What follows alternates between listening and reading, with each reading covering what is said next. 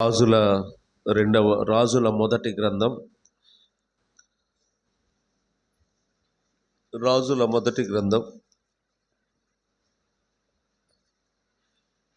రెండవ అధ్యాయం 10, 11 వచనాలు 10, 11, 12 వచనాలు చదువుకుందాం.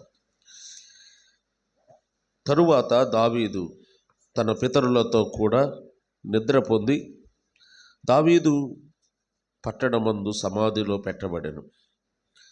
దావీదు ఇశ్రాయేలీయులకు ఏలిన కాలము 40 సంవత్సరములు. హెబ్రోనులో అతడు 7 సంవత్సరములను, యెరూషలేములో 33 సంవత్సరములను ఏలెను. ప్రభునందు పిల్లారా, మనం చదువుకున్న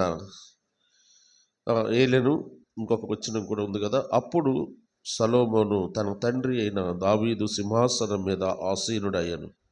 అతని రాజ్యము నిలకడగా స్థిరపరచబడుచుండెను.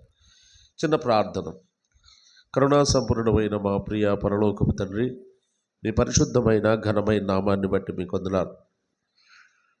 చేయబడిన ప్రకటనలన్నీ మీ సన్నిధిలో జ్ఞాపకం చేసుకుంటున్నాం. వాటికి మాకు జవాబు దయచేయండి. ఇదిగో ప్రభా, వాటి కొరకు ప్రార్థించి పోరాడి మీ యొద్ద నుండి జవాబు పొందే వారంగా ఉండునట్లుగా మీరు సహాయం దయచేయండి. అలాగే చదవబడిన లేఖనాన్ని మా అందరి కొరకు దీవించండి. మాతో మాట్లాడమని మా ప్రభువును మా రక్షకుడైన యేసుక్రీస్తు వారి ఘననామములో వేడుకొని ప్రార్థిస్తున్నాము తండ్రి, ఆమేన్. ప్రభునందు పిల్లారా, మనం చదువుకున్న ఈ భాగములో గత ఆదివారం కొన్ని సంగతులు మనం ధ్యానం చేశాం. దావీదు మరణించిన తర్వాత తన కుమారుడైన సొలొమోను పట్టాభిషేకం చేయబడ్డాడు. సొలొమోను పట్టాభిషేకం పొందిన తర్వాత పొందకముందు దావీదు తన కుమారుడైన సొలొమోనుకు చెప్పిన మాటలలో కొన్ని మాటలు మనం జ్ఞాపకం చేసుకున్నాం. ఇప్పుడు సొలొమోను రాజుగా పరిపాలనకు వచ్చాడు. సొలొమోను మీద చాలా ఒత్తిడి ఉంది. ఏంటి అంటే, ఒక పక్క దేవుడు తన తండ్రితో చెప్పిన ఆ మందిరం నిర్మాణం చేయాలి, మరొక పక్క దేశాన్ని పరిపాలన చేయాలి. పరిపాలన చేయడం కష్టమే, కట్టుబడి కట్టడం కూడా కష్టమే. ఒక ప్రభుత్వం మారిపోయిన తర్వాత మరి ఒక ప్రభుత్వం వచ్చిన తర్వాత ఎన్నో సంస్కరణలు మార్పు చెందుతాయి, ఎన్నో పద్ధతులు మారిపోతాయి. కాబట్టి దావీదు 40 సంవత్సరాలు అనుభవశాలిగా దేవుణ్ణి హత్తుకొని జీవించిన వాడుగా అనేకులకు ఒక మాదిరికరమైన రాజుగా దావీదును అనుసరించి ఎంతోమంది పరిపాలన చేసినట్టుగా చరిత్రలో చూస్తాం. యూదారాజులు ఎంతోమంది దావీదును తన వారి మోడల్గా పెట్టుకొని పరిపాలన చేశారు. అలాగూ అనేకులకు ఆశీర్వాదకరంగా, అంత మాత్రమే కాదు, ముఖ్యంగా ఇశ్రాయేలు ప్రజల సంరక్షణలో దావీదు కీలక పాత్ర పోషించాడు.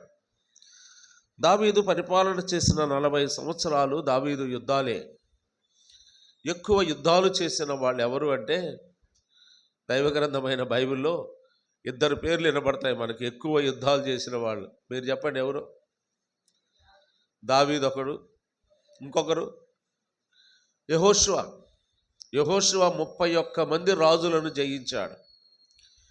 ఎక్కువ యుద్ధాలు చేసిన వారు దావీదు, యెహోషువ. ఇక్కడ గమనించాల్సిందంటే, వీరు అత్యధికంగా యుద్ధాలు చేశారు, ఓటమి లేని యుద్ధాలు చేశారు. యెహోషువ యుద్ధాలు చేసిన 31లో ఒకటే ఓడిపోయింది, హాయి పట్టణం మీద ఓడిపోయారు. అది కూడా ఓడిపోవడానికి యెహోషువ కారణం కాదు. ఎవరు కారణం? ఆకాను కారణం. ఆకాను బట్టి, ఆకాను కుటుంబీకులను బట్టి, ఆకాను ఇంటి వారిని బట్టి అపజయం వచ్చింది. కాబట్టి యెహోషువ ఒక వీరుడిగా, యుద్ధశూరుడిగా మనకు కనబడతాడు.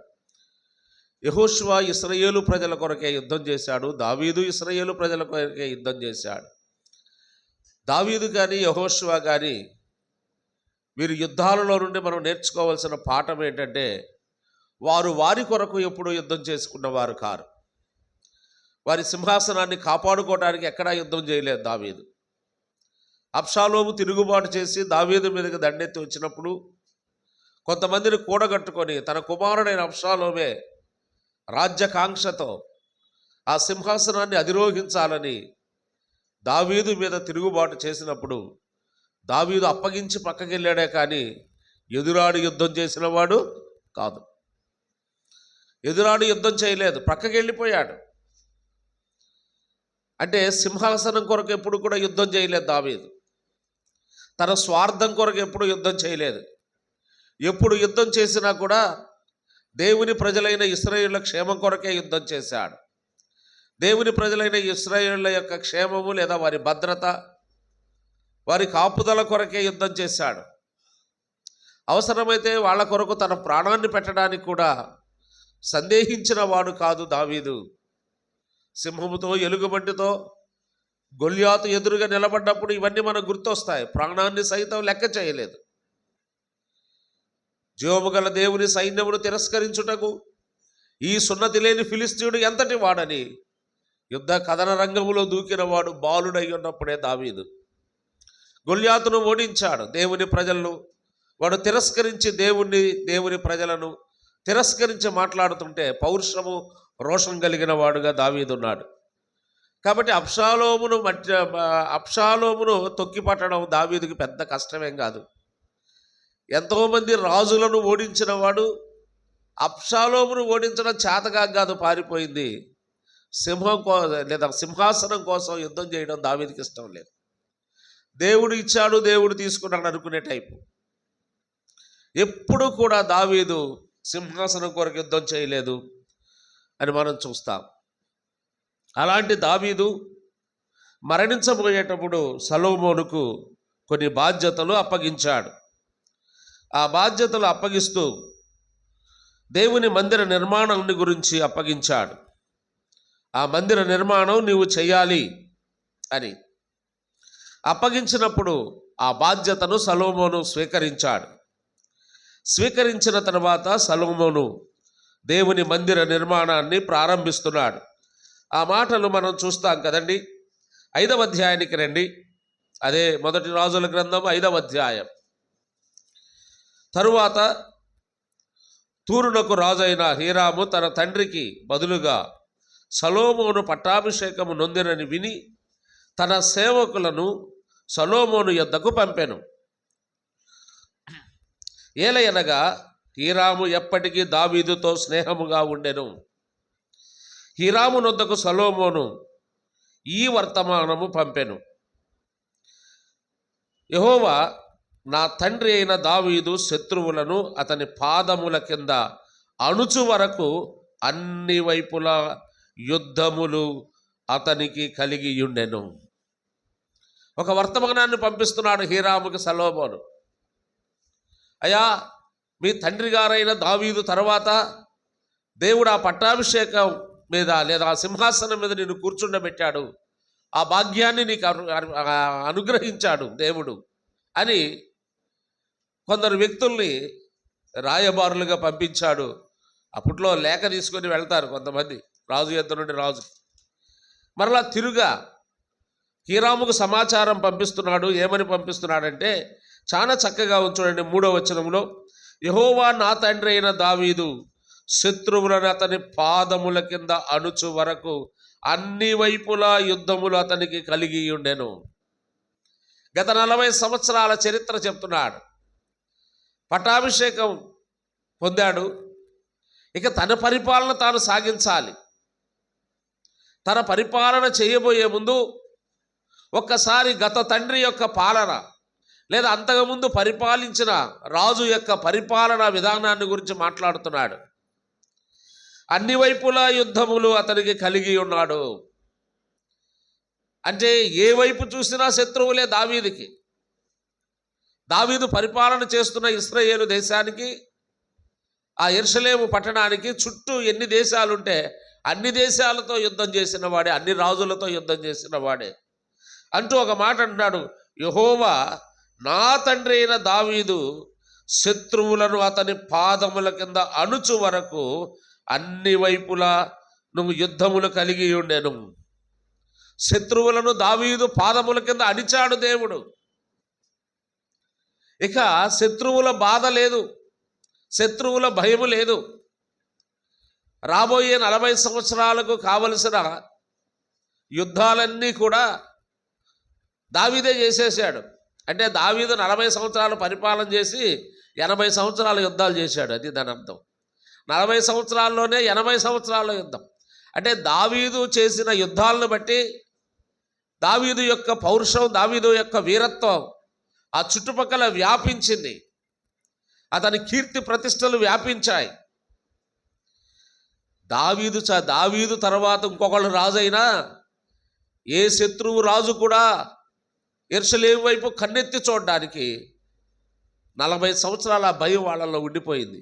అంతేగాని సొలొమోను సమాధానకరమైన పరిపాలన వాస్తవమే. సొలొమోను 40 సంవత్సరాలు యుద్ధాలు లేకుండా పాలన చేశాడు. దీనికి కారకుడు ఎవరంటే సొలొమోను కాదు. ఎవరు? దావీదే. దావీదుతో యుద్ధాలు చేసిన వాళ్ళు అటువైపు ఆ రాజ్యం వైపు కన్నెత్తి చూడడానికి ఆ భయం 40 సంవత్సరాలు ఉంది.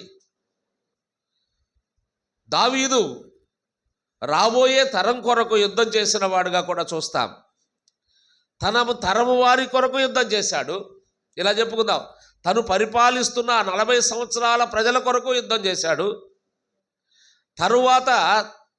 తన తర్వాత తరం 40 సంవత్సరాల కొరకు కూడా దావీదు యుద్ధం చేశాడు. ఇక్కడ మనం నేర్చుకోవలసిన ఒక శ్రేష్టమైన పాఠం ఏంటి అంటే, మనం ఏ యుద్ధం చేయాలి? మనం చేయాల్సిన యుద్ధం ఏది చెప్పండి? ప్రార్థన యుద్ధం. ఎప్పటి వరకు చేయాలి? దావీదు వలె రాబోయే తరం కొరకు కూడా మనం ప్రార్థన చేయవలసిన వారమై ఉన్నాం. ఇప్పుడు ఉన్న మనము మన కొరకు చేసుకోవడం మాత్రమే కాదు, రాబోయే తరం. గతసారి మనం జ్ఞాపకం చేసుకున్నాం, రాబోయే వారికి మాదిరిగా ఉన్నాడు దావీదు. ఇచ్చే విషయంలో మాదిరిగా ఉన్నాడు. ఆ మాట చదువుకున్నాం కదా, నా కష్టస్థితిలోనే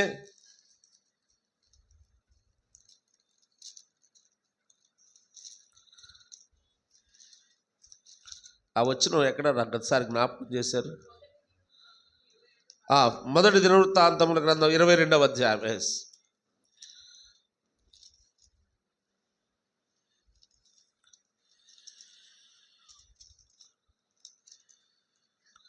14వ వచనం. ఇదిగో నేను కష్టస్థితిలో ప్రయాసపడి యెహోవా మందిరము కొరకు 2 లక్షల మణుగుల బంగారమును 10 కోట్ల మణుగుల వెండిని తోచశక్యము కానంత విస్తారమైన ఇత్తడి ఇనుమును సమకూర్చి ఉన్నాను. రాబోయే తరం కొరకు దావీదు తరమంతా ప్రత్యక్షపు గుడారంతోనే సరిపోయింది. ఇప్పుడు రాబోయే తరానికి దేవుడు మంచి మందిరాన్ని ఇస్తున్నాడు అనే ఆలోచన దావీదు కలిగినప్పుడు, నాకెందుకులే వాళ్ళ మందిరం వాళ్ళు కట్టుకుంటారు, నాకెందుకు, నేనెందుకు పడాలి ఈ బాధలు అని అనుకున్నవాడు కాదు దావీదు. ఒక ఊర్లో ఎర్రబాలెంలోనే ఈ మాట ఒక సహోదరి అంది, అయ్యా డబ్బు తీసుకొచ్చి మందిరం కొరకు, ఎర్రబాలెంలో కట్టబోయే మందిరం కొరకు ఆమె దాచిపెట్టుకున్న డబ్బులు రోసిమ్మమ్మ తీసుకొచ్చి ఇస్తూ, ఇవి మందిరం కొరకయ్యా అంటూ ఒక మాట అంది. ఆ మందిరానికి నేను రానులే, నాది ఇక్కడే అయిపోద్ది. అప్పటికే ఒక 95 సంవత్సరాలు అట్లా ఉండుంటాయి. ఆ మందిరానికి ఏమి, మీరు కట్టబోయే మందిరం నేనేం చూడను అంది. ఆమెకు అర్థమైంది, ఇంకా మొదలే పెట్టలేదు. అక్కడ పాత స్థలాల్లోనే ఉంది. కొత్త స్థలాల దగ్గరికి వెళ్ళిన తర్వాత అక్కడ కట్టాలి మందిరం. ఇంకా అన్ని కుటుంబాలు అక్కడికి వెళ్ళలేదు, ఇక్కడే ఉన్నాయి పాత ఊర్లోనే. అక్కడ కట్టబోయే మందిరంలో నేనే ఉండనులే అంది. అంటే ఎడిదిరిగి ఒక 5-6 ఏళ్ళు 10 ఏళ్ళు పట్టు దాని కొత్త స్థలాల్లో వీళ్ళు మందిరం కట్టేళ్ళకి, అప్పుడు దాకా నేను ఉండను అంది. మరి డబ్బులు తీసుకొచ్చిస్తుంది. ఏంటి ఆ ఉద్దేశం చెప్పండి? ఆ మందిరంలో నేను ఉండను, ఆ మందిరానికి నేను రాను, ఆ మందిరంలో నేను ఆరాధన చేయను, ఎడిదిరిగి నా జీవితం ఇక్కడే అయిపోతుంది అన్నాడు. చనిపోయింది కూడా పోయిన సంవత్సరం, ఆమె ప్రభు దగ్గరికి వెళ్ళిపోయింది. కానీ అక్కడ కట్టబోయే మందిరంలో ఆ పాత్ర ఉందా లేదా? దావీదు కూడా అదే చేస్తున్నాడు. ఇక్కడ తన కాలం అయిపోయింది, రాజుగా కూడా దేవుడు రిటైర్మెంట్ ఇచ్చాడు. సొలొమోను ఏర్పాటు చేశాడు, వృద్ధుడయ్యాడు. ఇంకా నాకెందుకురా నాయన, ఈ ప్రత్యక్షపు గుడారంలోనే నేను నివాసం చేస్తాను, ఇక అది మీరు కట్టుకునే మందిరం, దానికి నాకేం పని అనుకున్నవాడు కాదు దావీదు. ఇక్కడ తను ఆ మందిరములో కావలసినవన్నీ సమకూరుస్తున్నాడు. ఆ మందిరము కొరకు కావలసినవన్నీ సమకూరుస్తున్నాడు. ఇక్కడ మనం చదువుకున్న భాగంలో గుర్తుపెట్టుకోండి, రాబోయే తరం కొరకు యుద్ధం కూడా చేస్తున్నాడండి. రాబోయే తరం కొరకు యుద్ధాలు కూడా చేశాడు. రాబోయే 40 సంవత్సరాలు యుద్ధాలు లేకుండా సొలొమోను సమాధానకరంగా ఇశ్రాయేలు ప్రజలు ఉండడానికి, సొలొమోనుకు యుద్ధాల గోల లేకుండా ఉండడానికి. లేకపోతే 3 రకాల బాధ్యతలు ఉండేవి సొలొమోనుకి. ఏమేమి చెప్పండి?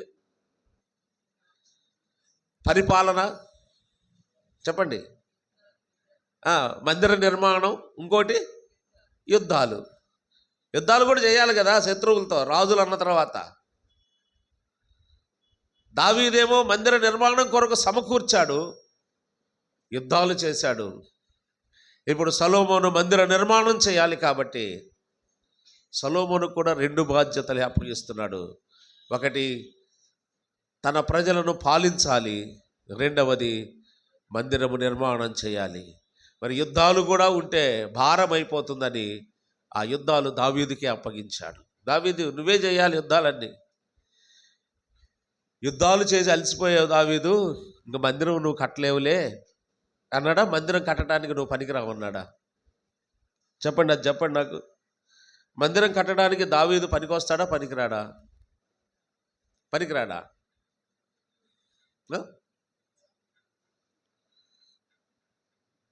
యుద్ధాలు చేసి నీ చేతులకు రక్తం అంటింది కాబట్టి నువ్వు అపవిత్రుడు అనే వరల అక్కడ గుర్తుపెట్టుకోవాల్సిన మాట అది. చాలామంది, దావీదు నువ్వు యుద్ధాలు చేసావు, నీ చేతులకు రక్తం అంటింది కాబట్టి నువ్వు యుద్ధం దేవుని మందిరం కట్టడానికి పనికి రావని తీసేసి సొలొమోను కట్టమన్నాడని చెబుతారు చాలామంది. నేను అడుగుతున్నాను, దావీదు పనికి రానప్పుడు దేవుని మందిరాన్ని కట్టడానికి, దావీదు సిద్ధపరిచిన వస్తువులు తీసుకోవడానికి దేవునికి రోషం లేదనుకుంటున్నారా? అవి ఎందుకు యాక్సెప్ట్ చేశాడు? హేబేలు కయ్యూను బలి యొద్దకు వెళ్ళండి.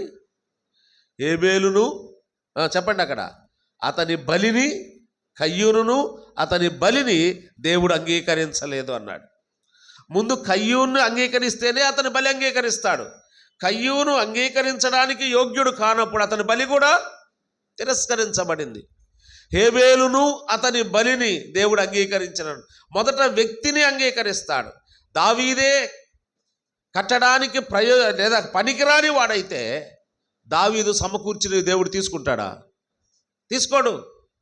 ఇక్కడ అర్థం చేసుకోవాల్సింది ఏంటంటే, దావీదు నీవు యుద్ధములు చేసి నీ చేతులకు రక్తం అంటింది అంటే అది అపవిత్రతని కాదు, నీవు అలిసిపోయావు యుద్ధాలు చేసి చేసి.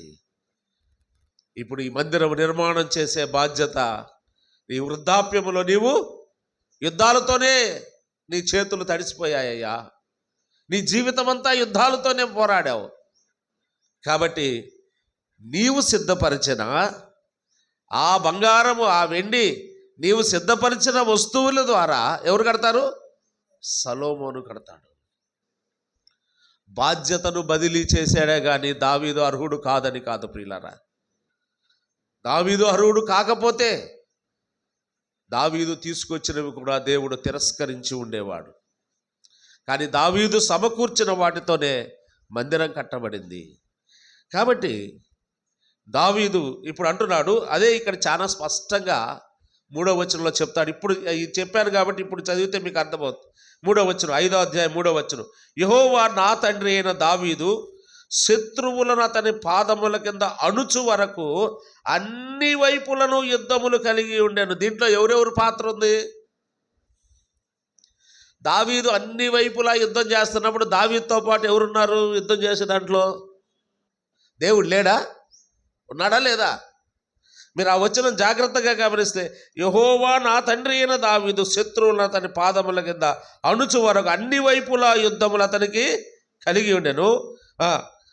తన దేవుడైన యెహోవా నామఘనతకు అతడు మందిరము కట్టింప వీలు లేకపోయెను. జాగ్రత్తగా గమనించండి ఆ మాట, వీలు కాలేదు. పెళ్ళికి మనల్ని పిలిచారు. ఇలా చెప్పుకుందాం, మొన్న మార్చి 14వ తారీఖు జేవిఆర్ అన్న వాళ్ళ గృహప్రతిష్ఠ జరిగింది. మనం ఎవరూ వెళ్ళలేదు. ఎందుకు వెళ్ళలేదు? ఆయన మనల్ని రావద్దన్నందువల్ల వెళ్ళలేదా? మీకు అర్థం అవటం కోసం చెప్తున్నా. ఆయన మనల్ని రావద్దన్నందువల్ల వెళ్ళలేదా? లేదా ఆయన పిలవనందువల్ల వెళ్ళలేదా? లేదా మీరు రావద్దండి అని ఫోన్ చేసినందువల్ల వెళ్ళలేదా? ఎందుకు వెళ్ళలేదు చెప్పండి? మార్చి 14వ తారీఖు ఆదరణ కూడిక ఉంది కదా ఇక్కడ, సునాద్ది. ఆ రోజే మర్చిపోయి అదే రోజు పెట్టుకున్నాడు. ఇప్పుడు చెప్పండి ఎందుకు వెళ్ళలేదు? వీలు కాక వెళ్ళలేదు అంతే. ఇక్కడ కూడా ఏం చెప్తున్నాడు దావీదు, సొలొమోను ఏం చెప్తున్నాడు? కట్టింప వీలు లేకపోయేనన్న సంగతి నీ వెరుగుదువు. తెలుసుకోవాలి సంగతి. కట్టించడానికి వీలు లేదు ఆయనకి. ఆయన బిజీ, యుద్ధాలతో బిజీ అయిపోయాడు. ఆయనకు వీలు కాలేదు కాబట్టి దేవుడు నన్ను ఏర్పాటు చేసుకున్నాడు. అక్కడ సొలొమోనులో తగ్గింపు కూడా కనపడుతుంది. ఆయనకి చేతగాక నన్ను ఏర్పాటు చేసుకున్నాడు అన్నాడా? ఆయనకు వీలు కాలేదు కాబట్టి దేవుడు నాకు అప్పగించాడంటూ చూడండి, ఎరుగుదువు. ఇప్పుడు శత్రువు ఒకడును లేకుండా, అపాయమేమియు కలగకుండా నా దేవుడైన యెహోవా నలుదిశలను నాకు నెమ్మది దయచేసి ఉన్నాడు. ఇప్పుడు చెప్పండి, దావీదుతో పాటు ఎవరున్నారు యుద్ధాల్లో? దావీదు చేసిన ప్రతి యుద్ధంలో దేవుడు లేడా? ఉన్నాడా లేదా? మరి అప్పుడు దేవుడు కూడా అర్హుడు కాదా? యుద్ధాలు దేవుడు చేయలేదా? అసలు మొట్టమొదటి యుద్ధం మొదలుపెట్టిందే ఎవరి చేత మొదలుపెట్టాడు? దేవుడి చేతే మొదలుపెట్టించాడు. దావీదు చాలా తెలివైనడు. రేపొద్దున ఈ వంక పెట్టి నన్ను ఏమన్నా నువ్వేమన్నా చేస్తావు ప్రభు, ఎందుకైనా మంచిది ఏమన్నాడు గొల్యాతు మీదకి వెళ్ళేటప్పుడు? యుద్ధం నాది అన్నాడా, యెహోవాది అన్నాడా? అది యుద్ధం యెహోవాదే అన్నాడు అని యుద్ధం చేశాడు. దావీదు సూత్రం అదే, యుద్ధం యెహోవాదే అంటూ ఓటమి ఎరుగని వీరుడండి దావీదు. సూత్రం ఏంటంటే యుద్ధం ఎవరిది? యెహోవానే, చేసేవాడు ఆయనే, నేను నిమిత్త మాత్రుణ్ణి. కాబట్టి ప్రతి యుద్ధములో దావీదుతో పాటు దేవుడు కూడా ఉన్నాడు. దావీదుకు వీలు కాలేదు అనే మాట గుర్తుపెట్టుకోండి. వీలు కానందువల్ల ఇప్పుడు నలుదిశలు నాకు నెమ్మది దయచేసి ఉన్నాడు. నెమ్మదికరమైన పరిస్థితి సొలొమోను పాలన వల్ల రాలేదు ప్రియులారా. ఒక రకంగా చెప్పాలి అంటే నెమ్మది లేకుండా చేశాడు సొలొమోను తర్వాత కదా. సొలొమోను చివరికి వచ్చేళ్ళకి తను నెమ్మది లేదు, తన కుటుంబానికి నెమ్మది లేదు, ప్రజలకు నెమ్మది లేకుండా చేశాడు. దావీదు చేశాడు అంటున్నాడు. కాబట్టి దావీదు రాబోయే తరము కొరకు కూడా యుద్ధము చేశాడు. నేను అడుగుతున్నాను, రాబోయే తరము కొరకు మనం ప్రార్థించవలసిన వారమే. రాబోయే తరం కొరకు మందిరం కట్టించడమే కాదు, ఏం ప్రార్థన చేయాలి? ప్రభువా, ఇదిగో ఈ ధనాన్ని రాబోయే తరం వారికి నేను మందిర నిర్మాణం కొరకు ఇది ఇస్తున్నాను అని ఇచ్చేటప్పుడు ఆ రాబోయే తరములో నా కుటుంబం ఉండాలనా లేదనా? చూడండి, రాజుల గ్రంథంలోనే 7వ అధ్యాయంలో దావీదు ఏమంటాడు చూడండి. 2వ రాజులు 7వ అధ్యాయం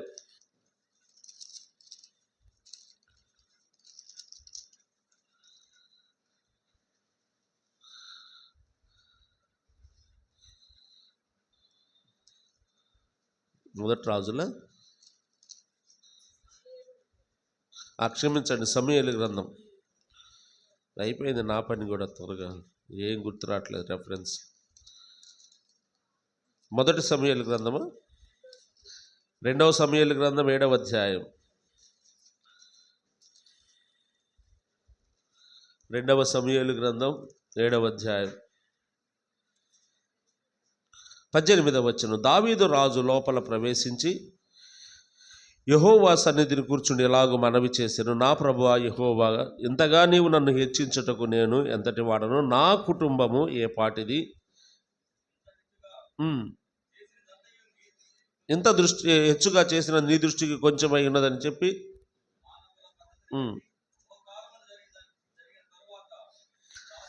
బహుకాలము జరిగిన తరువాత నీ దాసుడనైన నా సంతానమును కలబోవు దాన్ని గూర్చి నీవు సెలవిచ్చి ఉన్నావు. యెహోవా నా ప్రభువా, దావీదు అను నేను ఇక నీతో ఏమి చెప్పుకొందును? యెహోవా నా ప్రభువా, 26వ వచనానికి రాయ, లేదా 25వ వచనం చదవండి. దేవా యెహోవా, నీ దాసుడగు నన్ను గూర్చియు నా కుటుంబమును గూర్చియు నీవు సెలవిచ్చిన మాట ఎన్నటికీ నిలుచున్నట్లు దృఢపరిచి, సైన్యములకు అధిపతిగా యెహోవా ఇశ్రాయేలుకు మాట చేత నీ నామమునకు శాశ్వత మహిమ కలుగునట్లు నీ దాసుడనైన నా కుటుంబం నీ సన్నిధిని స్థిరపరచబడినట్లు సెలవిచ్చిన మాట. 28వ వచనం, దయచేసి నీ దాసుడైన నా కుటుంబము నిత్యము నీ సన్నిధిలో ఉండునట్లుగా దానిని ఆశీర్వదించుము. యెహోవా నా ప్రభువా, నీవు సెలవిచ్చి ఉన్నావు, ఆశీర్వాదము నొంది నా కుటుంబము నిత్యము ఆశీర్వదించబడునుగా. దావీదు ప్రార్థన అండి ఇది. దావీదు దేవుని మందిరములో ప్రవేశించి ప్రార్థన చేస్తున్నాడు. ఏమని అంటే, నా కుటుంబము నీ సన్నిధిలో నిత్యము ఉండాలి. ఈ తరం మాత్రమే కాదు, తరతరాలు నా కుటుంబము నిత్యము ఉండాలి. దావీదు ఎంత ముందు చూపు కలిగిన వాడు. మనం ముందు చూపు కలిగి ఉంటున్నామా? అసలు ముందు చూపు కలిగి ఉండేమంటే మన పిల్లల భవిష్యత్తు కదా. మన పిల్లలకు ఏం చదువు కావాలో ఆలోచిస్తున్నాం, మన పిల్లలకు ఏం తిండి కావాలో ఆలోచిస్తున్నాం, వాళ్ళకి ఏమేం కావాలో భౌతిక సంబంధమైన వాటన్నిటిని గురించి ఆలోచిస్తున్నామే. కానీ మనం ఇక్కడ ఆదమరుస్తుంది ఏంటంటే, వారికి కావలసిన ఆత్మ సంబంధమైన విషయాలు అసలు పట్టించుకోవట్లేదు, వదిలేస్తున్నాం, వాళ్ళను కూడా వదిలేస్తున్నాం. మన పిల్లలకి భౌతిక సంబంధంగా ఏమేం కావాలో అన్నీ సమకూరుస్తున్నాం, కానీ వారి ఆత్మీయ జీవితాన్ని గురించి ఆలోచన లేదు మనకి. వారి ఆత్మీయ జీవితాన్ని గురించి అవగాహన లేకుండా ప్రవర్తిస్తున్నాం. చిన్నప్పటి నుండి కూడా వారి ఆత్మీయ జీవితం మీద మనకు ఆలోచన ఉండాలి. దావీదు, మీరు బాగా గమనించండి, నా తర్వాత ఈ సింహాసనం మీద నా కుమారుడైన సొలొమోను కూర్చోబెట్టమని ప్రార్థన ఎక్కడ చేశాడా? ఏమని చేశాడు? నా కుటుంబము సింహాసనం మీద ఉండాలన్నాడా, నీ సన్నిధిలో ఉండాలని కోరుకున్నాడా? అది దావీదు చేసిన ప్రార్థనలో, నా కుటుంబము నీ సన్నిధిలో ఉంటే చాలయ్యా, నీలో ఉంటే చాలు నా కుటుంబం, నా పిల్లలు వారి తరతరాలు నిత్యము నా కుటుంబం నీ సన్నిధిలో ఉంటే చాలు, అంతకంటే భాగ్యం మరి ఒకటి లేదని కోరుకున్నాడు. సింహాసనాన్ని కూడా దేవుడు ఇయ్యలేదా? ఆత్మ సంబంధమైన వాటిని మనం కోరుకున్నప్పుడు భౌతిక సంబంధమైన అవసరాలన్నీ ఆయన తీరుస్తాడా, తీర్చడా? మొదట నా రాజ్యమును నా నీతిని వెదుకుడి, మీకు కావలసినవన్నీ నేను ఇస్తాను అన్న వాటిని మనమే సంపాదించడానికి ప్రయత్నం చేస్తున్నాం జీవితాంతం. ఆఖరికి ఏమీ లేదు, వాటిని సంపాదించాం, మనం పోగొట్టుకుంటాం. నరకానికి రిజర్వేషన్ టికెట్ కొనిచ్చల్లా చచ్చిపోతాం. మనం ఊరగబోం కదా. మనం చచ్చిపోయేటప్పుడు ఊరగ చచ్చిపోం. మన పిల్లల్ని నరకానికి ఫిక్స్ చేసి, పొరపాటును వాడేమన్నా దేవుడు నమ్ముకుంటాడేమో నమ్ముకునే అవకాశాలన్నీ బ్లాక్ చేసి, వాడిని నాశనం చేయాల్సిన మన పిల్లల్ని నాశనాన్ని వైపు నడిపించి మనమే శ్రద్ధతో ఆత్మ సంబంధమైన విషయాలు నేర్పించకపోతే మన పిల్లలకు నీవు ఇంకేం చేయనవసరంలా, వారి పతనానికి నీవు నాంది పలికినట్టే, దేవుని నుండి వచ్చే ఆశీర్వాదాలు వాళ్ళకు దూరం చేసినట్టే. దావీదు 40 సంవత్సరాల కొరకు ప్రార్థనలో పోరాడిన వాడుగా దావీదును చూస్తాం. రాబోయే 40 సంవత్సరాలు సొలొమోను నెమ్మదిగా పాలన చేశాడు. సొలొమోను పాలన యొద్దకు వద్దాం రండి. మొదటి రాజుల గ్రంథం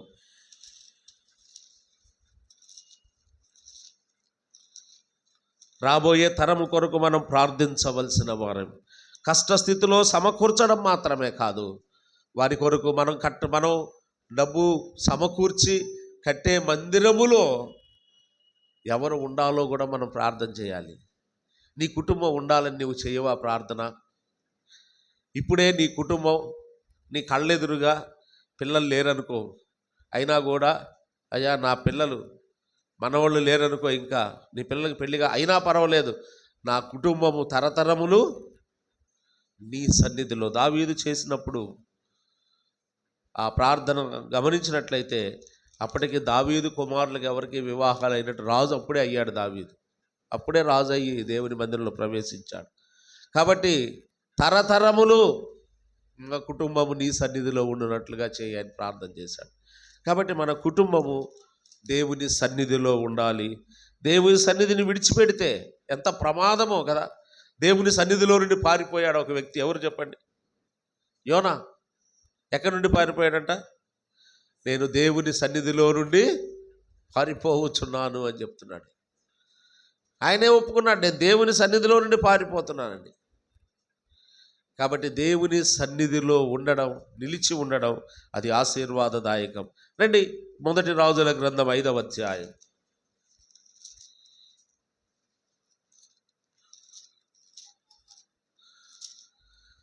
4వ వచనం చదవండి.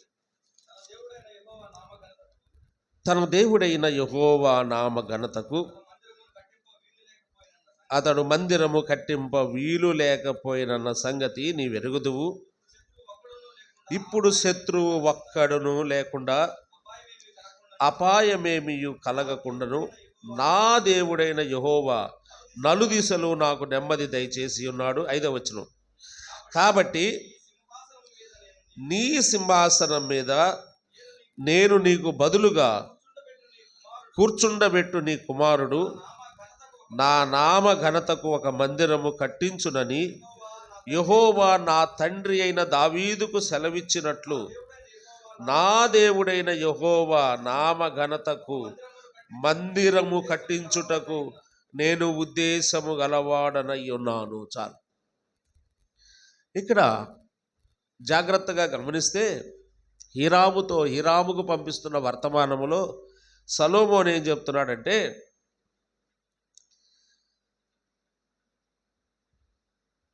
ఐదవ వచనంలో దావీదుతో దేవుడు చెప్పిన మాట, దావీదు సొలొమోనుకు చెప్పిన మాట, ఆ కాన్వర్జేషన్ అలాగే హీరాముకు చెప్తున్నాడు. 5వ వచనంలో మనం గమనిస్తే దావీదుతో దేవుడు ఏం చెప్పాడంటే, దావీదు, నీ సింహాసనం మీద నేను నీకు బదులుగా నీ కుమారుడు నా నామ ఘనత కొరకు ఒక మందిరము కట్టించాలి, అది యెహోవా అయిన దావీదుకు సెలవిచ్చినట్లు. ఇది దావీదు చెప్పాడు. దేవుడు నా తండ్రి అయిన దావీదుతో ఇలా చెప్పాడు, నీ సింహాసనం మీద నేను సొలొమోనును కూర్చోబెట్టబోతున్నాను, నీ కుమారుణ్ణి. ఎందుకో తెలుసా? నీకు వీలు కాదు మందిరం కట్టడానికి, యుద్ధాలు ఉన్నాయి, యుద్ధాలు చేసి అలసిపోయావు. కాబట్టి నీ కుమారుణ్ణి ఎందుకు కూర్చోబెడుతున్నానంటే నువ్వు అన్ఫిట్ అని నేను తీసేయటం లేదు. కొంతమంది రాజులను తొలగించాడు దేవుడు, అది కాదు ఇక్కడ భావన. తొలగించడం లేదు, మందిరము కట్టడం కొరకు ఆ వ్యక్తి నా ప్లేస్లోకి తీసుకొస్తున్నా నీ కుమారుణ్ణి అంటూ తండ్రి అయిన దావీదుకు సెలవిచ్చినట్లు నా దేవుడైన యెహోవా నామ ఘనతకు మందిరము కట్టించుటకు నేను ఉద్దేశము గలవాడనై ఉన్నాను. దేవుడు నా తండ్రితో ఇలా చెప్పాడు, ఆయన నాతో ఇలా చెప్పాడు, కాబట్టి నేను మందిరం కడుతున్నాను అనలా. ఇక్కడ మీరు బాగా గమనించండి ఆ సెంటెన్స్. దేవుడు నా తండ్రితో ఇలా చెప్పాడు. ఏమని చెప్పాడు? సింహాసనం మీద నుంచి కాస్త పక్కకు తప్పుకోయ్యా, నీ కుమారుడిని కూర్చోబెట్టాలి అక్కడ. ఎందుకయ్యా? మందిరం కట్టాలి, నీకు చేత కాదు అని కాదు, నువ్వు అర్హుడు కాదని కాదు, నీకు వీలు కాదు, అలసిపోయావు యుద్ధాలు చేసి. కాబట్టి నీ కుమారుడైన సొలొమోను ద్వారా ఈ మందిరం కట్టించడానికి ఈ స్థానంలోకి సొలొమోను తీసుకొస్తున్నాను అన్నప్పుడు దేవుడు ఆ మాటను అంగీకరించాడు. దావీదు అంగీకరించిన తర్వాత ఇప్పుడు హీరాముతో, మా నాన్నగారు నాకు చెప్పాడు, దేవుడు ఇట్లా చెప్పాడురా నాతో, నువ్వు మందిరం కట్టాలంట, అందుకే నేను రాజుని చేయమన్నాడు, నేను రాజుని చేశాను, నేను పక్కకు తప్పుకుంటున్నాను అనగానే దేవుడు మా నాన్నతో చెప్పాడు, మా నాన్న నాతో చెప్పాడు, కాబట్టి దేవుని మాట మా నాన్న మాట రెండు మాటలు నేను గౌరవించాలి, కాబట్టి నేను మందిరం కడుతున్నాను అన్నాడా? అక్కడ ఒక కీలకమైన మాట ఉంది, చూడండి, మీరు మళ్ళీ చూసి చెప్పండి నాకు. ఆ మాట పట్టుకోండి. నేను ఉద్దేశము గలవాడనై ఉన్నాను. మందిరము కట్ట ఉద్దేశము ఎవరికి ఉందంట? తనకు కూడా ఉంది. అది అక్కడ పాయింట్. దేవుడు వాళ్ళ నాన్నతో చెప్పాడు, వాళ్ళ నాన్న ఈయనతో చెప్పాడని కడుతున్నారంటలా ఇక్కడ. ఆ ఉద్దేశము ఎవరికి ఉంది? తనకు కూడా హృదయములో. ఉద్దేశం ఏడుంటుందో? హృదయంలో ఉంటుందా, తనలో ఉంటుందా? మందిరము, దేవుని నామఘనత కొరకు ఒక మందిరము కట్టాలనే ఉద్దేశము కలిగిన వాడు సొలొమోను. అది పాయింట్. ఇప్పుడు నేను అంటున్నాను, మందిరం కట్టాలని ప్రకటన చేస్తున్నప్పుడు మనం కూడా దాంట్లో పాలు పొందకపోతే బాగుండదు కదా అని మనం మందిరం నిర్మాణం కొరకు ఇస్తున్నామా? మందిరము కట్టబడాలనే ఉద్దేశం అందరికీ ఉందా హృదయంలో? ఒకసారి పరిశీలన చేసుకుందాం. ఇప్పుడు ఎలా కట్టాలి మందిరం? ఉద్దేశం ఉండి కట్టాలి, డబ్బులుండి కట్టడం కాదు ఇక్కడ ముఖ్యం. ఆ ఉద్దేశములను ఆయన ఏం చేస్తాడు చెప్పండి? నెరవేరుస్తాడు. మన ఉద్దేశాలను నెరవేరుస్తాడు. ఎవరి కొరకు? ఏ ఉద్దేశం కలిగి కట్టాలంట? మా తండ్రి చెప్పాడని కాదు, యెహోవా నామ ఘనత కొరకు. దేవుని ఉద్దేశం ఏం చెప్పాడు? నా నామ ఘనత కొరకు ఒక మందిరం కట్టాలని దేవుడు చెప్పాడు. ఇప్పుడు సొలొమోను ఏమంటున్నాడు? యెహోవా నామ ఘనత కొరకు నేను మందిరం కట్టాలని ఆ ఉద్దేశం నాకు ఉందయ్యా మనసులో. మా నాన్న చెప్పాడని కాదు నేను కడుతుంది, ఆ ఉద్దేశం నేను కలిగిన వాడిని అయి ఉన్నాను. వ్యక్తిగతంగా, పర్సనల్గా ఆ ఉద్దేశం మనం కలిగి ఉన్నామా? ఏదో నిలబడిన వారు ప్రకటన చేస్తున్నారు, అందరు ఇస్తున్నారు, మనం ఈగిపోతే బాగుండదు అనే ఉద్దేశంతో ఇచ్చినందువలన ప్రయోజనం లేదు. ఏ ఉద్దేశంతో చెప్పండి? మందిరము కట్టబడాలని ప్రతి హృదయములో ఆ ఉద్దేశం ఉండాలి. ప్రతి ఒక్కరిలో ఆ ఉద్దేశం ఉండాలి. ఆ ఉద్దేశం కలిగి ఉన్నప్పుడు ఆ ఉద్దేశాలను ఆయన నెరవేరుస్తాడు. దేవుని ఉద్దేశం 5,000 మంది పైన వచ్చారు జనం, ఎండలో కొండ మీద ప్రసంగం చేసి కిందకి దిగొచ్చాడు. ఆయన ఉద్దేశం ఏంది? వీళ్ళు ఇంటికి పోయి భోజనం చేయాలంటే చాలా లేట్ అవుద్ది అని శిష్యుల్ని పిలిచి ఏం చెప్పాడు? వీళ్ళకి మీరే భోజనం పెట్టండి అన్నాడు. వాళ్ళకి నాయన అనవసరంగా వచ్చాము, ఈయన ఎమ్మటి ఇంటకాడుండి చేపలు పట్టుకున్న బాగుండేది, ఈయన ఎమ్మటి వచ్చినందువల్ల మనకేమి లాభసాటకంగా ఏమి లేదు, ఇంతమందికి మేము అన్నం పెట్టాలా? అన్ని వలలు, వ్యాపారాలు, చేపలు పట్టుకోవటం అన్నీ వదిలిపెట్టి ఈయన ఎమ్మటి వచ్చి ఈయనకేం అర్థం కావట్లే, మా పరిస్థితి, మా ఇబ్బందులు ఈయనకి అర్థం కావట్లేదు. మా కాడ ఏముంది? ఏమీ లేదు కదా, ఈయన ఎమ్మటే తిరుగుతున్నా కదా 3 సంవత్సరాల నుంచి. మా చేతిలో డబ్బులు లేవన్న సంగతి ఈయనకి తెలీదా? మళ్ళీ ఏమంటున్నాడు ఈయన పైగా? వీళ్ళందరికీ మీరు భోజనం మీరే పెట్టాలి అన్నాడు. అంతే. డబ్బులు ఉన్నాయా లేవనేది అక్కడ క్వశ్చన్ కాదు. అక్కడ దేవుని ఉద్దేశం ఏంటి చెప్పండి? వాళ్ళందరికీ శిష్యుల చేత్తో భోజనం పెట్టించాలని దేవుని ఉద్దేశం. ఆకాశం నుంచి రొట్టెలు కురిపించవచ్చు, అది కాదు దేవుని ఉద్దేశం. అక్కడ ఎవరి చేత పెట్టించాలి? శిష్యుల చేత. శిష్యులు వడ్డిస్తూ ఉండగా, వాళ్ళు భుజిస్తూ ఉండగా చూడాలనుకున్నాడు.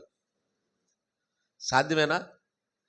మహాగాడి ఏమి లేవు, మొత్తం జేబులు బయటికి లాగి చూపిస్తున్నారు. మహాగాడి ఏమి లేవయ్యా. అయ్యా ఇస్కరియోతు సంచిలో కాస్త డబ్బులు ఉంటాయి కదా అయ్యా, అవి తీయటానికి లేదన్నాడు. కోరే నాయన ఇదేంది, అవి తీయటానికి లేదంటాడు కదా. ఒకసారి నా మీద కూడా మీటింగ్స్ సభలు పెట్టుకునేటప్పుడు, సభలకు ప్రత్యేకంగా అందరు ఇచ్చేటప్పుడు సంఘంలో డబ్బులు రూపాయి తీయటానికి లేదు అకౌంట్లో అయ్యి అన్న. సంఘంలో అకౌంట్ ఎక్కడ సభలు పెట్టుకున్నా, ఏ సంఘంలో ఉన్న డబ్బు కూడా తీసి కొంత వేసుకుంటారు, కొంత దాంట్లోంచి ఆ నిధిలోంచి తీసి ఖర్చు పెడతారు. మనం ఎప్పుడు కూడా సభలో ఎన్ని లక్షల రూపాయలు ఖర్చు పెట్టినా కూడా సంఘంలో రూపాయి అకౌంట్లోంచి తీసాము ఎప్పుడన్నా? తీలా. ఆఖరి సంవత్సరం కూడా మనం సభలు పెట్టినప్పుడు 3 రోజులు సభలు పెడితే అందరం కలిసి ఎంత ఇచ్చామో తెలుసా? 21 రూపాయి తక్కువ 4 లక్షలు ఇచ్చాం. అయిన ఖర్చు ఎంత? 3 లక్షలే. ఎంత మిగిలాయి? 1 లక్ష మిగిలి సంఘం అకౌంట్లో ఇటు నుంచి అటు డిపాజిట్ చేసాం, అటు నుంచి ఇటు రూపాయి తీల. ఆ ఉద్దేశం కలిగి ప్రారంభించాం ఆ సంవత్సరం. సంఘంలో రూపాయి డబ్బులు తీయకుండా మనం అందరం వేసుకొని ఈ సభలు చేయాలనుకున్నాం. ఆ ఉద్దేశం మనం కలిగి ఉన్నప్పుడు ఆ ఉద్దేశాన్ని నెరవేర్చాడా లేదా చెప్పండి? నెరవేరుస్తాడు. నేను అనుకుంటాను 21వ సంవత్సరంలో 40 లక్షల ఎస్టిమేషను అని చెప్పినప్పుడు మొట్టమొదట ఒక ఫ్యామిలీ 50,000 ఇచ్చారు. ఈ 50,000తో మనం ప్రారంభించి 40 లక్షల దాకా ఎస్టిమేషన్ అన్నప్పుడు ఈ ఉద్దేశం మీకు నచ్చి ఉంటుందా? నాకు కూడా ఎక్కడో అవిశ్వాసం లోపల ఉంది. 50,000 40 లక్షలు కావాలా? 50,000కి 40 లక్షలకి మధ్యలో ఎంత గ్యాప్ ఉందో సన్నన్నకు అసలు తెలుసా అనుకున్న వాళ్ళు కూడా ఉండుంటారు. అసలు ఏంది డబ్బులంటే ఏందని. మనం ఏదైతే ఉద్దేశిస్తామో దాన్ని దేవుడు నెరవేరుస్తాడు, గుర్తుపెట్టుకోండి. అది అసాధ్యమైనది ఎప్పటికీ కూడా. ఇప్పుడు ఎంతకి రీచ్ అయ్యాం మనం? 30. 50,000 దగ్గర నుంచి ఎక్కడికి వచ్చాం? 30 దాకా తీసుకొచ్చాడు దేవుడు. అప్పుడున్న వాళ్ళమే ఏం కొత్త కొత్త కోటీశ్వర్లు ఎవరు రాలా సంఘానికి. అందరం ఒకే స్థాయి కలిగిన వాళ్ళం. అందరూ ఇరుకులు, ఇబ్బందులు, కష్టాలు, ఆర్థిక ఇబ్బందులు కలిగిన వారమే.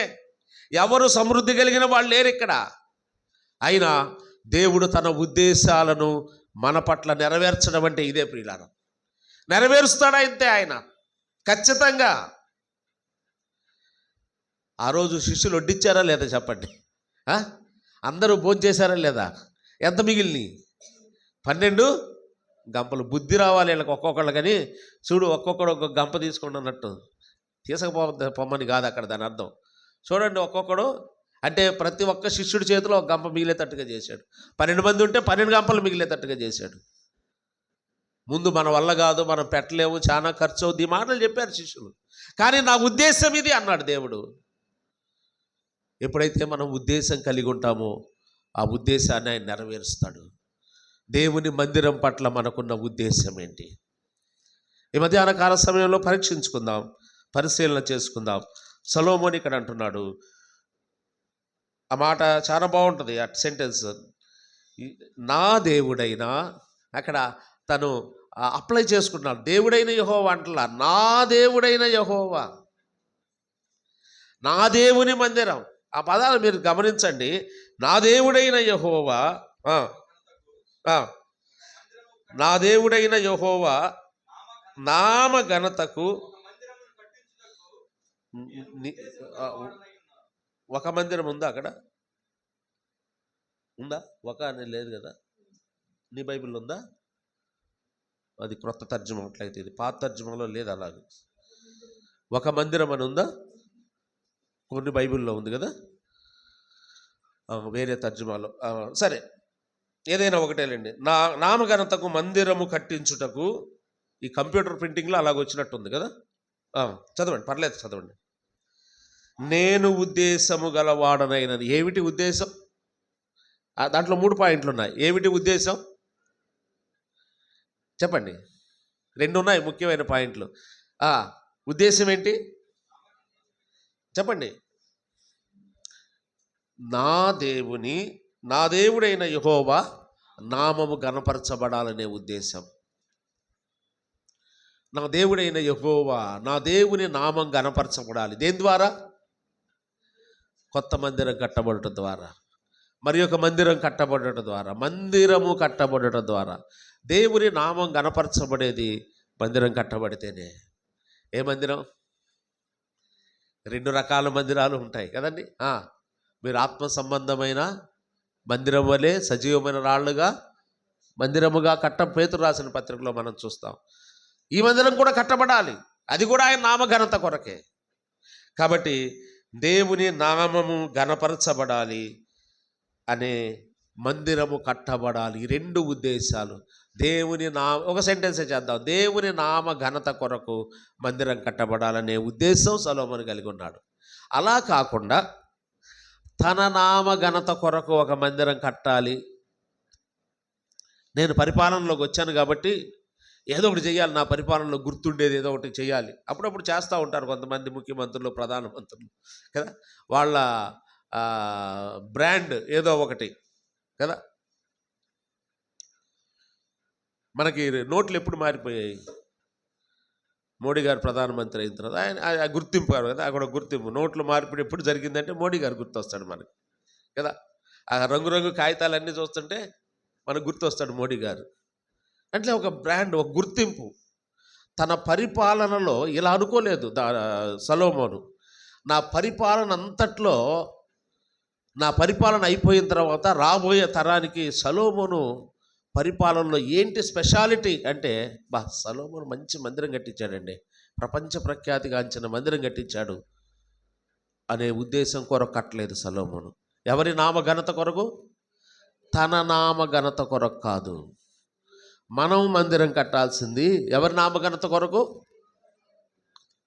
మన పేరు ప్రఖ్యాతులు, అద్దంకి సంఘం వాళ్ళు బలి కట్టారు మందిరం అని చుట్టుపక్కల సంఘం వాళ్ళ చేత పొగిడించుకోవడానికి కాదు.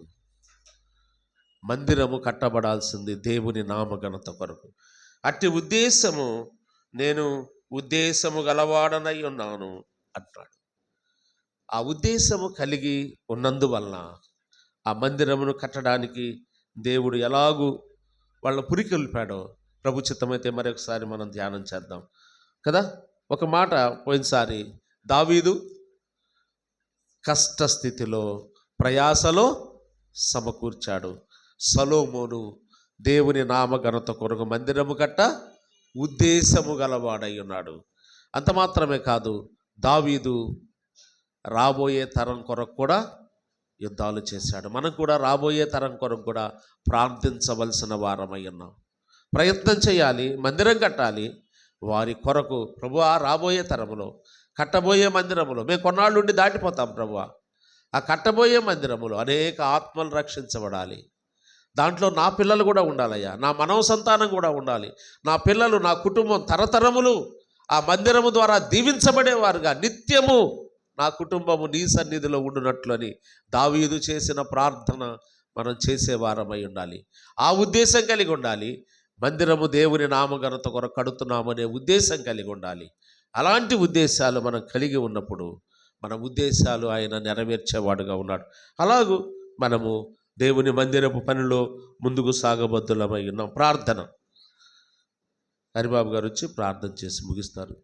బయట గ్రామం నుంచి వచ్చిన వారికి, దూరం నుండి వచ్చిన వారికి భోజనం సిద్ధంగా ఉంది. వారు భోజనం చేసి వెళ్ళవలసిందిగా మనం చేస్తున్నాం.